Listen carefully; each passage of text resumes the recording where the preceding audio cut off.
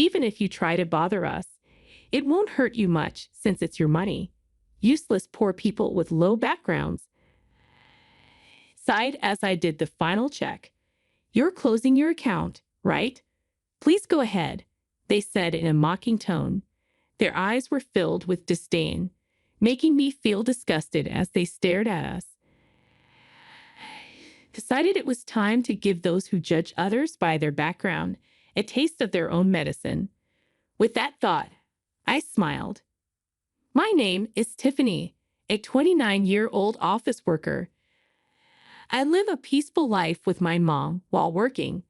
My dad passed away from an illness when I was young. His chronic illness had worsened early. My dad, who was involved in various businesses, was always busy with work, leaving early and coming back late. Even so, he treasured his family time, and I have fond memories of playing with him on his days off. Mom and I were initially shocked by Dad's death, but Mom, not wanting me to feel lonely, cherished our time together. Fortunately, when Dad fell ill, he made sure with the former CEO to secure enough funds for our livelihood. Thanks to that, I was able to go to college, and both Dad's and Mom's parents were very supportive, especially my paternal grandparents, who lived nearby, took great care of me when Mom was at work. We still go back to both sets of grandparents for holidays like Christmas and spend time together. I am who I am today thanks to the support of many people. To give back, I went to a national university and got a job at a major company. I thought about working at the bank my dad was supposed to inherit, but I chose a career I loved, as you're always told to do what you love. I've already handed the bank over, so don't worry about it. Thanks to a happy home and the freedom to enjoy hobbies. I had no interest in romance. But now, at a mature age, many of my friends are married with kids, which led me to think about marriage. That's when a certain encounter happened. I never imagined this meeting would lead to a major incident. Hey, Tiffany, aren't you interested in love? Huh. That was the starting point. A question from a colleague at work. We've been close since our rookie days. You know, I have an acquaintance who's struggling to find a match. He's well-educated and handsome. You're highly educated too, Tiffany. Maybe you'd like to meet him. Really? I've always thought it's a waste for someone as high-spec as you, Tiffany, said a few people in the office. She has a wide network and always shares various stories. She's living with her boyfriend she met at a party and seems very happy. She's quite concerned about my lack of romantic involvement. I had even consulted her about marriage, leading to this arrangement. A few days later, I agreed to meet a man named Joseph. The rendezvous was at a cafe. As I waited nervously, a man approached me. Tiffany? Ah, yes. Nice to meet you. You're Joseph, right? Yes. Thank you for today. Joseph's expression was blank as he looked me over. It felt like he was sizing me up, and I was a bit taken aback. Then, taking a seat opposite me, he quickly started the conversation. What do you do for work? I work in sales at a company. I've always enjoyed interacting with people and sharing my opinions, which is why I chose sales. I find it fulfilling, and I love the moments when customers are happy with their purchases. What's the name of your company? I told him the name of my company. Upon hearing it, Joseph paused for a moment, then smiled. It wasn't a pleasant smile, more like one of satisfaction. My company is quite a large enterprise with good performance. We're well trusted by our customers. Since he asked, I decided to return the question. What do you do, Joseph? At my question, Joseph snorted with pride and began to boast. I work at Sunrise Bank as a department head. Sunrise Bank is a really big bank, you know. The work is tough, not something ordinary people can handle. But since my dad is the CEO and I'm the successor, it's different for me. I felt a stir in my chest at Joseph's words. I was expecting a normal response, but Joseph's aggressively toned words made me feel uncomfortable. Indeed, Sunrise Bank is a major bank. I knew about Sunrise Bank due to a certain incident, but I was surprised to learn that Yosef worked there as a department head. Wow, that's impressive. Sunrise Bank is a big place, isn't it? I flattered Yosef on purpose. I saw no need to be rude, and though I thought this would probably be our last meeting, I figured it was better to be nice. Pleased with my flattery, Yosef continued to boast about himself. Honestly, talking to him was painful. He did listen to me occasionally, but always turned the conversation back to himself, even making outrageous comments about his lack of romantic prospects. I'm quite popular, but it's always people who don't match my family background or education level that come to me. I thought the problem might be his attitude, but I had already decided not to meet him again after informing my friend. As time passed, he, still looking satisfied, made a suggestion. I'd really like to meet your parents. Huh, but we just met today. That's exactly why. Parents' excellence is important, especially if we're going to date, right? Inside, I screamed, I have no intention of dating you. But he seemed oblivious to my discomfort and kept pushing forward. When are your parents and you available? I'll have to discuss it with my mom. And what about your dad? As Yosef pressed on, I felt a growing sense of disgust, but couldn't find the strength to cut him off. My dad passed away when I was young. At my words, Yosef narrowed his eyes, suddenly waiting for him to speak. I see, he said, and fell silent, pondering. Well, send me a date that works for you later. I'll adjust my schedule. No. Thank you. Should we leave then? Before I could finish, Yosef stood up. It felt like talking to someone from a different world. Despite my reluctance, I had given him my contact information and even discussed meeting our parents. His disdainful look upon hearing about my father's absence bothered me. In the end, we agreed to meet again with our parents. When I explained this to Mom, she smiled wryly. Maybe you were just nervous because you haven't dated before. Maybe, but the way he spoke was weird. Well, his parents will be there, right? Just say no if it doesn't feel right. I'll be there too. Thanks, Mom. Sorry for dragging you into this. As I apologized, feeling guilty, Mom laughed heartily. It's okay. No need for you to feel bad. Besides, I'm curious about Sunrise Bank, so let's see how it goes. So, Yosef and I arranged a family meeting at that time. I had no idea Yosef had planned the meeting for such a shocking purpose. On the date of the meeting, we arrived at the fancy restaurant Yosef had chosen. It was a big place. Inside, our table was ready, but Yosef hadn't arrived yet. We waited, and shortly after the scheduled time, Yosef and his family arrived. Sorry we're late. The traffic was terrible. Nice to meet you, and thank you for today. Yosef's family took their seats unapologetically. Irritated but not wanting to start a fight, I initiated the family meeting. After some time, Yosef's mom, Morgan, with a sly smile, spoke up. So, where is your father? Is he coming later? Huh. I looked at Yosef, but he just smirked dismissively and said nothing. I had already told him my dad was deceased. Morgan acted as if she didn't know, despite having agreed to meet our families. Mom quickly responded in my stead. My husband passed away from illness when Tiffany was young, so today I'm here as her mother. Mom responded with a calm smile. In contrast, Morgan raised her voice in an exaggerated manner. Oh my, Tiffany is from a single-parent family. I was taken aback by her words. Even after saying my father passed away from illness, her tone clearly carried malice. Being from a single-parent family, life must be quite hard, huh? But she graduated from a public university. That's commendable, right? Really. But still, being from a single-parent family, wouldn't dating her be complicated? Yosef's family's conversation left Mom and me utterly dumbfounded.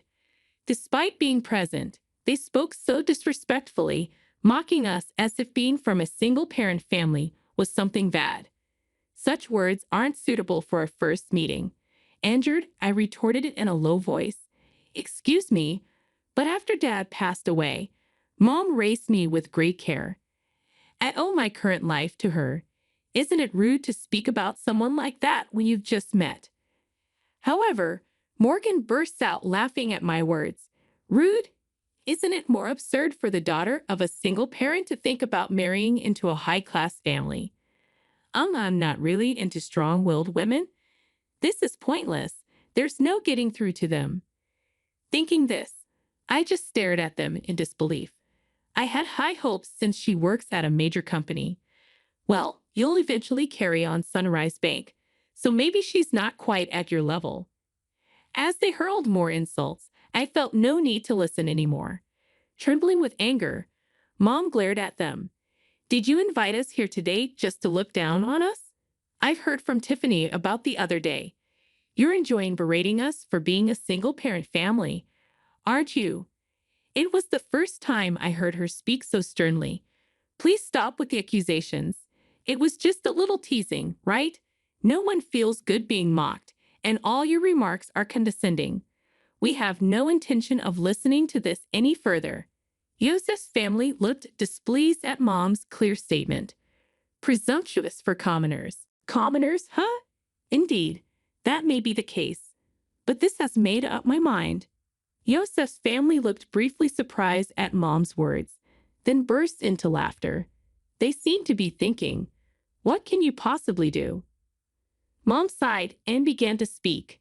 Actually, we have funds deposited with your bank, but we don't wish to entrust them to people like you. Oh, really?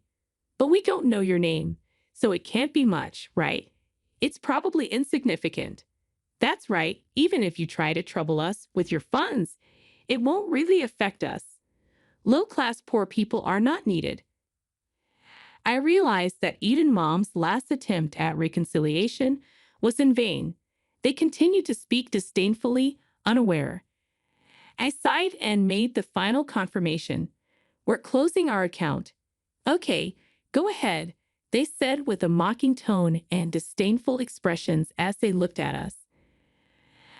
I thought to myself, let's make those who judge others by their background suffer a bit. I smiled at the thought. Is that so? Then we will proceed as such, and please consider this meeting never happened. Of course, we had no intention of marrying a daughter from a single-parent family. Well then, we will take our leave now. Mom and I stood up. Oh, don't worry about today's bill. It's too expensive for you.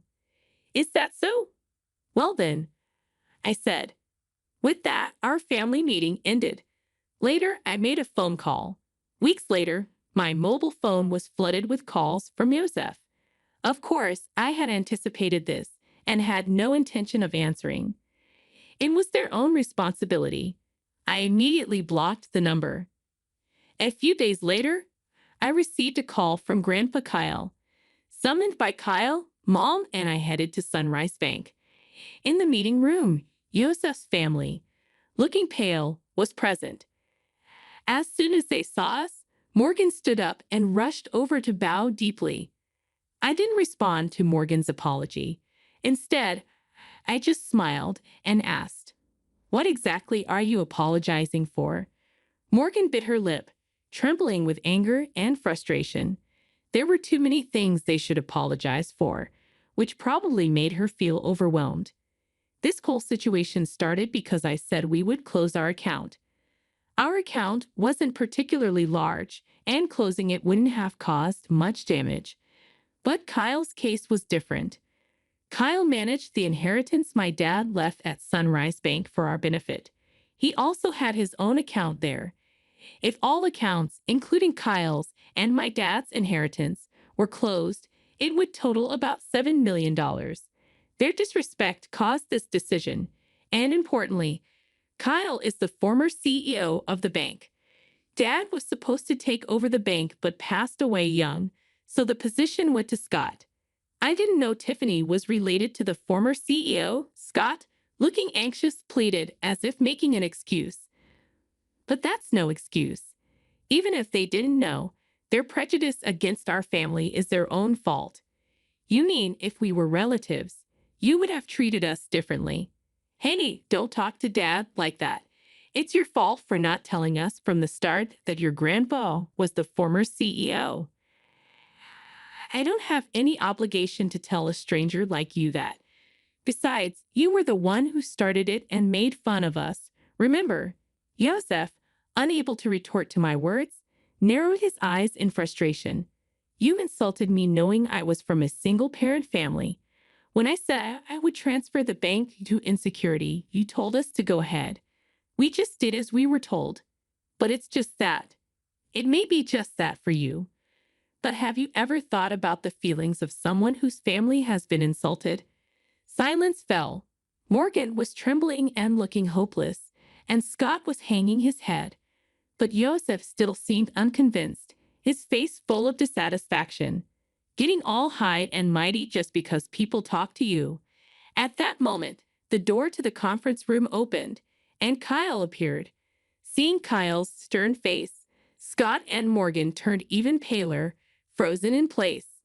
Only Yosef glared at me. Even after giving you a chance to reflect, you're still only thinking about yourselves. Kyle, the former CEO, said, "It's not my fault. It's her. Watch your words. If you continue, you'll end up even more miserable." Yosef, silenced by Kyle's words, glared at me again.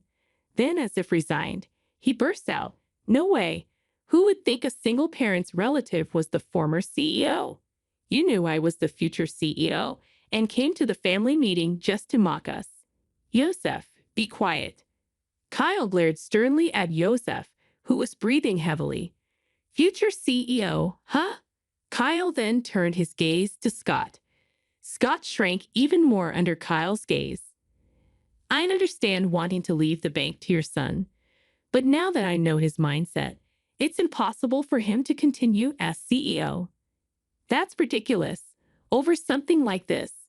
Scott started to retort but sat down again under Kyle's gaze. You still don't understand that your attitude is the problem. Though I'm retired, the board will decide. If you have something to say it to them. Remember, we recorded the previous conversation and this one.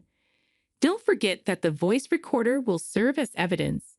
I took out a voice recorder in front of the three and pressed play. The recorder started playing back our conversation from the other day. How dare you prepare something like that? It's unfair. It was just a precaution. But remember, you forced me into this situation. Yosef had nothing to say in return, and their faces turned pale. Thank you, we'll handle it from here, they said. So Mom and I left. Ultimately, Kyle didn't transfer the funds, at least not officially. Scott was removed from his CEO position, and Yosef was demoted.